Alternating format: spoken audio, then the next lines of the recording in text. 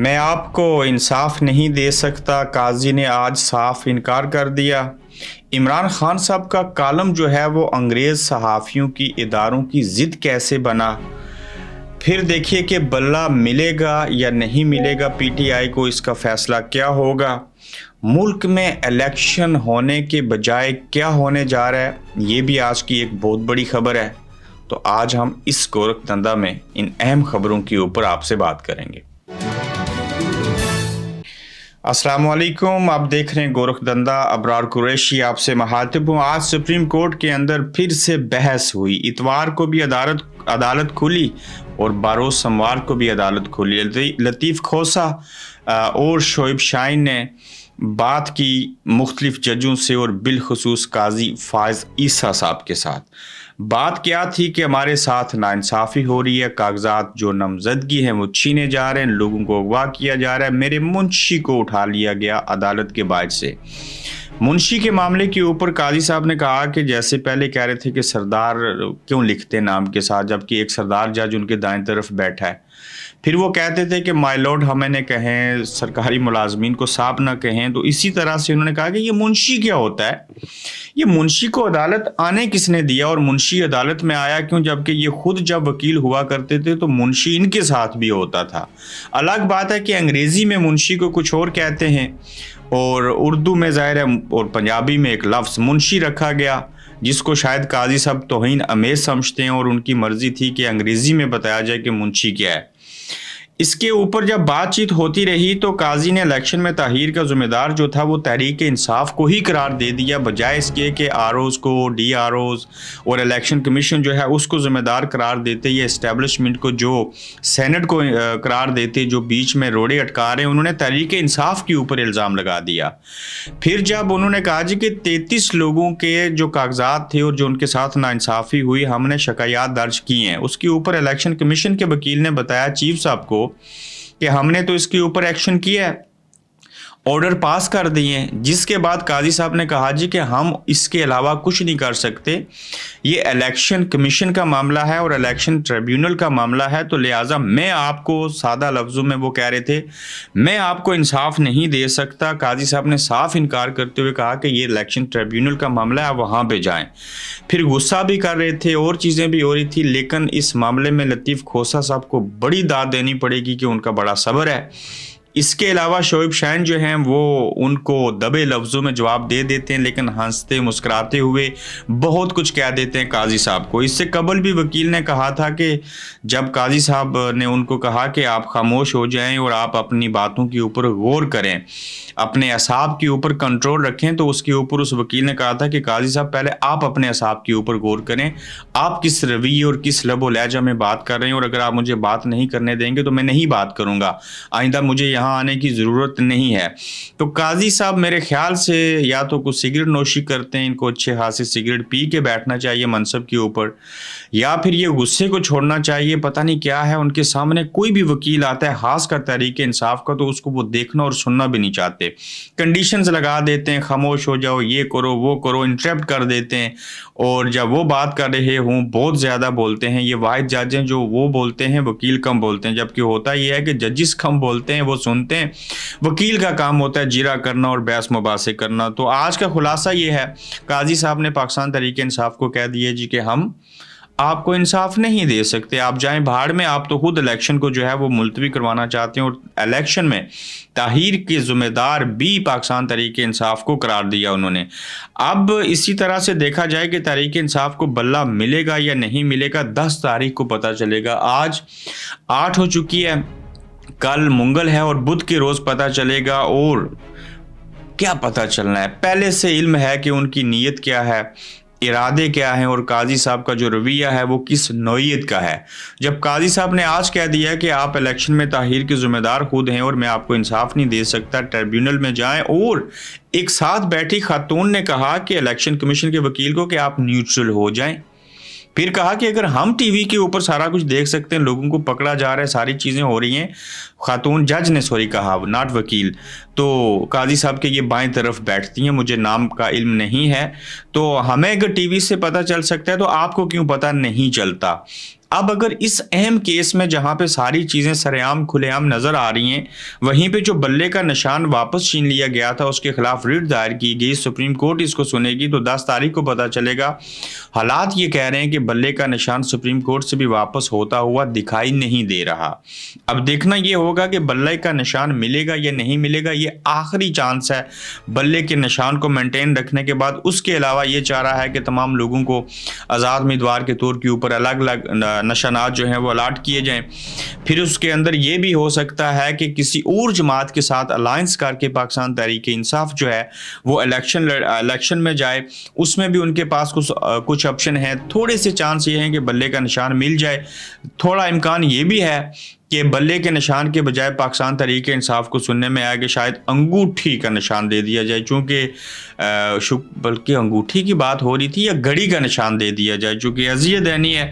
तो 10 तारीख को बहरहाल मायूस नहीं होना चाहिए, मायूसी गुनाह है। तो देखते हैं कि बल्ले का निशान पाकिस्तान तहरीक इंसाफ को सुप्रीम कोर्ट के अंदर होने वाली रिट की सूरत में जब बहस होगी तो उसके बाद निशान मिल सकेगा इंतहाबी या कि नहीं। अब देखिए कि मुल्क में इलेक्शन के बजाय माशी इमरजेंसी लगेगी, मार्शल लॉ लगेगा, क्या होगा?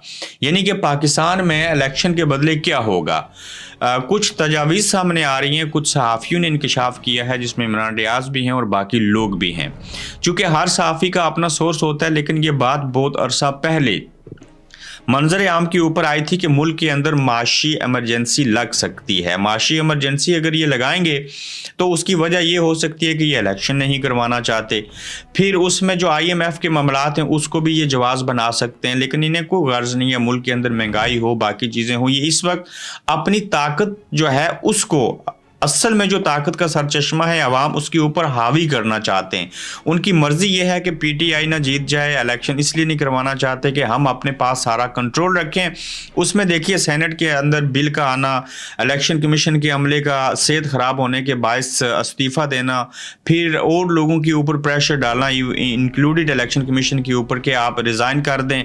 फिर ये कहना कि मोहसिन नकवी जो हैं वो निगरान वज़ीर-ए-आज़म, काकड़ साहब फारग होंगे, अनवारुल हक तो उनकी जगह वज़ीर-ए-आज़म बनेंगे, तो सारी जगहों के ऊपर उखाड़ बिछाड़ करना चाहते हैं। तो इससे तासर ये मिलता है कि ये जस्ट रूमर्स नहीं है, इनकी नीयत ये है कि इलेक्शन किसी सूरत ना हो, और इलेक्शन होते हुए दिखाई भी नहीं दे रहे, और मुल्क के अंदर माशी इमरजेंसी लगा दी जाए और इस चीज़ को जवाज़ बना के इलेक्शन को मुलतवी करार दिया जाए। और यकीनन अंदर से मुस्लिम लीग नून खुश होगी, चूँकि माशी इमरजेंसी लगाने के बाद क्या बेहतर हो सकता है। ताहम जो नून लीग है वो इलेक्शन से इसलिए भाग रही है कि टिकट तकसीम करने में मुश्किलात, जलसे कर नहीं रहे, अवाम उनका साथ दे नहीं रहे। अगर इलेक्शन होते हैं तो बड़ी तगड़ी धांधली कर लें, उसके बावजूद जो पाकिस्तान तहरीक इंसाफ है वो इलेक्शन में कामयाब होती हुई दिखाई देती है। तो इस वजह से ये भाग रहे। माशी इमरजेंसी लगाने से भी मुल्क का कचुम्बर निकल जाएगा। और अब देखना ये है कि इलेक्शन अगर नहीं करवाते तो बतौर सहाफ़ी मुझे भी लगता है कि उनके पास ऑप्शन यही है। मार्शल लॉ तो वो लगा नहीं सकते, लेकिन माशी इमरजेंसी लगाएंगे। और मार्शल लॉ तो पहले से 47 सालों से लगा हुआ है, तो माशी इमरजेंसी ही उनके पास आखिरी और अच्छा ऑप्शन बचता है। इकोनॉमिस्ट ने इमरान खान का जो कालम था वो शाया करके अपनी कदर खो दी है। निगरान हुकूमत ने ये इल्ज़ाम लगाया था, लेकिन हकीकत ये है कि इमरान खान के कालम को वजह बना के इमरान खान का कालम जो है वो अंग्रेज़ सहाफ़ियों की, अखबारों की ज़िद बन गया। 3 दफ़ा उन्होंने इसको रीशेयर किया। उनकी तारीख में जब से वो शाया कर रहे हैं, जो पब्लिश कर रहे हैं चीज़ों को, उस द इकोनॉमिस्ट के अंदर one of the top rating है 7.8 मिलियन गुज़श्ता रोज़ तक, जो इमरान खान साहब के आर्टिकल को लोगों ने पढ़ा। अब द इकोनॉमिस्ट के ऊपर आता हूँ सबसे पहले कि ये अखबार जो है वो जरीदा जो है वो बरतानिया में है, और दुनिया की जो इंटरनेशनल इस्टेब्लिशमेंट है वो जितनी भी मुल्कों की मैशत को देखना और जांचना चाहती है वो इस अखबार के ज़रिए सारी चीज़ें होती हैं। इस अखबार के अंदर मैं या और बड़े से बड़े सहाफ़ी भी जो हैं जिनको दस्तरस हासिल है इकोनॉमी के ऊपर, वो भी कालम नहीं लिख सकते। इसके अंदर वो या तो क्यू में लगना पड़ता है या अपॉइंटमेंट लेनी पड़ती है, फिर आप कालम लिखेंगे, उसके बाद शाया होगा। मगर इनका रूल ये है, तरीकाकार ये है कि द इकोनॉमिस्ट जो है वो लोगों को खुद इनविटेशन देता है, जो बड़ी बड़ी सेलिब्रिटीज़ होती हैं, जो एक्सपर्ट होते हैं, कि आप इसमें कॉलम लिखिए। उसमें जो दुनिया के वर्ल्ड वाइड जो अवार्ड लेते हैं वो होते हैं, दुनिया के बेहतरीन सदर और प्राइम मिनिस्टर जो होते हैं उनको कॉलम लिखने का कहा जाता है। जो दुनिया के बेहतरीन इकोनॉमिस्ट होते हैं वो इसके अंदर कॉलम लिखते हैं, और इमरान खान भी दुनिया की एक टॉप सेलिब्रिटी हैं, तो उन्होंने इस वजह से इस कॉलम को छाप दिया। अब जब कॉलम को छाप दिया तो इसके ऊपर निगरान हुकूमत के जो वज़ीर इत्तलात हैं सोलंगी साहब या मलंगी साहब, उनको बड़ी तकलीफ हुई। पहले सोलंगी साहब का थोड़ा सा तारफ़ करवा देता हूँ, चूँकि हमें ज़ातियात के ऊपर तो नहीं लेकिन उनके तारफ़ के ऊपर आना पड़ेगा। ये जरदारी साहब के दौरे हुकूमत में रेडियो पाकिस्तान इनको मिला था, वहाँ क्या गुल खिलाए वो बताने की ज़रूरत नहीं है। ये किसी दौर में अमेरिका चले गए थे, इलीगल थे, असाइलम किया, फिर एक अंग्रेज़ खातून से, अमेरिकन से शादी की। शादी करने के बाद उसको भी छोड़ दिया जब नेशनैलिटी मिली, और फिर उस दौर में जब जरदारी साहब और बाकी लोग जाते रहे, वॉइस ऑफ अमेरिका के साथ काम किया, और फिर वहाँ चापलूसी से आगाज़ हुआ, और फिर बदले में पीपल्स पार्टी जब बरसत इक़्तिदार आई तो उन्होंने रेडियो पाकिस्तान का इनको एक ज़िम्मेदारी दी। फिर करते कराते इंटर हुए, नया दौर के साथ बात करते थे, फिर कुछ टीवी चैनल्स के ऊपर आते रहे। चापलूसी प्लस सहाफ़ी इक्वल टू उनको उसका रिवॉर्ड मिला, और फिर अब इस निगरान हुकूमत में वो वज़ीर इत्तलात हैं। जो शख्स टैक्सी भी चलाता रहा, कोई ममानत नहीं है, चापलूसी करके यहाँ तक पहुँचा, जिसकी बैकग्राउंड ये है, वो ये कह रहा है कि एक मुलज़म का, एक मुजरम का, एक कैदी का जो कि जेल में है, उसका कैसे इन्होंने जो शाया कर दिया आर्टिकल जेल से। और ये कहते थे सज़ा याफ्ता शख्स जो है उसका तो आर्टिकल शाया नहीं हो सकता, लेकिन इनको याद नहीं कि ये खुद ही कहते थे कि मियां नवाज शरीफ साहब इंटरव्यू दे सकते हैं, क्योंकि उनका जेल से जियो न्यूज़ ने इंटरव्यू किया था। वो जो चाहे शाया हो सकता है, जेल के अंदर से बैठ के उनके ऊपर कोई पाबंदी नहीं है, और उनको ये इजाज़त है कि वो ये सारी चीज़ें करें। अब मुर्तज़ा सोलंगी का जो इंटरव्यू किया शहजाद इकबाल साहब ने, उसमें तो वो लड़खड़ा के, लेकिन उनको बता देना चाहते हैं सोलंगी साहब को और बाकी हमारे देखने वालों को कि जेल के अंदर से किस किस ने कब कब किस किस तरह की किताबें लिखी। कश्मीरी हुर्रियत रहनुमा सैयद अली गिलानी ने जेल से किताब लिखी, रौदाद कफ़स के नाम से। हुर्रियत रहनुमा नेल्सन मंडेला ने जेल से खुद कलामी के अनवान से किताब लिखी। मिस्र की मजहबी रहनुमा ज़ैनबुल गज़ाली ने जेल से जिंदा की शब रोज़ के नाम से किताब लिखी। जेल से लिखने की तारीख बहुत पुरानी है, और दुनिया के जितने भी महज़ब ममालिक होते हैं वो जेल में से लिखने पर कोई पाबंदी आयद नहीं करते, और ना ही उनके ऊपर पाबंदी होती है। कैदियों की तसानीफ ना सिर्फ पब्लिश हुई, शाया हुई, बल्कि इन्हें मुआवजा और इनामात भी दिए जाते रहे कि आपने बड़ी अच्छी किताब लिखी है और आपने जेल के अंदर खुद को मसरूफ़ रखा।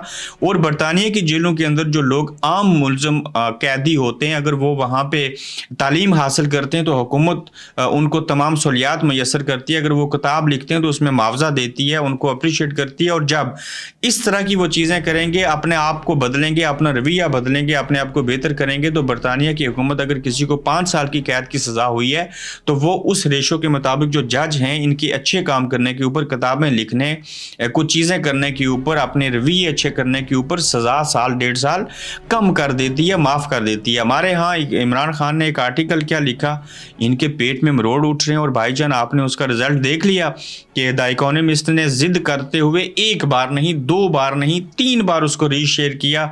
अब आपको लग पता क्या होगा, जितना कालम को मशहूर करने में पाकिस्तानी हुकूमत का किरदार है, इतना तो इमरान खान ने लिख के भी उसकी तशहीर नहीं पाई होगी। तो आपने उसके ऊपर तनकीद करके इमरान खान के कालम को मज़ीद 4 चांद लगा दिए। ये होता है कि कान को ना देखें और कुत्ते के पीछे भागना शुरू कर दें। अपना ख्याल रखिएगा, यूट्यूब चैनल को सब्सक्राइब कीजिएगा। इंशाल्लाह फिर दूसरे एपिसोड में आपसे दोबारा मुलाकात होगी। आप देख रहे हैं गोरखधंधा अब्रार कुरैशी के साथ।